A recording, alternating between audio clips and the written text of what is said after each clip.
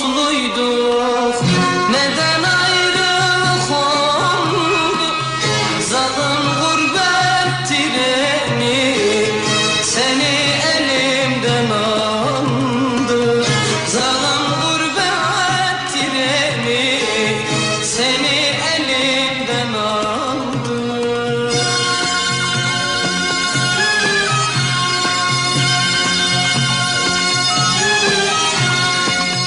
Artık sabrım kalmadı,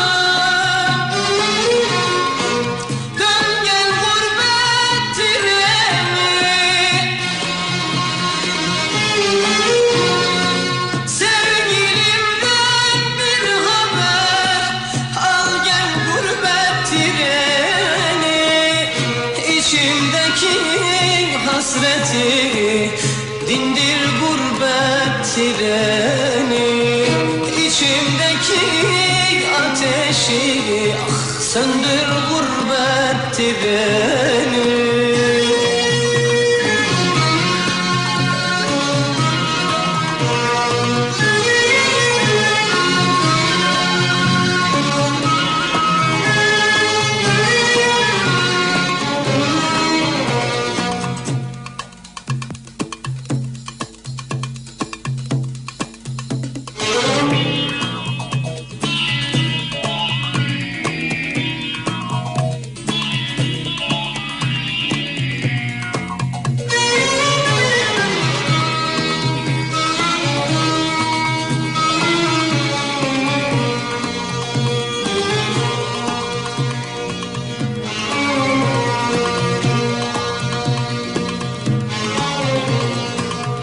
Yıllar geçti aradan, haber bile salmadı.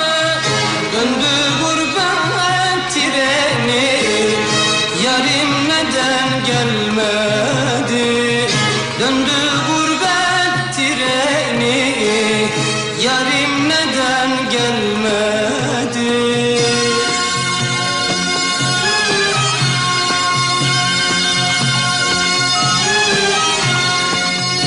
Artık sabrım kalmadı,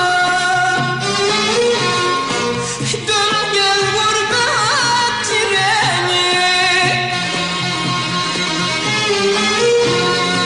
Sevgilimden bir haber al gel gurbet treni. İçimdeki ateşi söndür gurbet treni.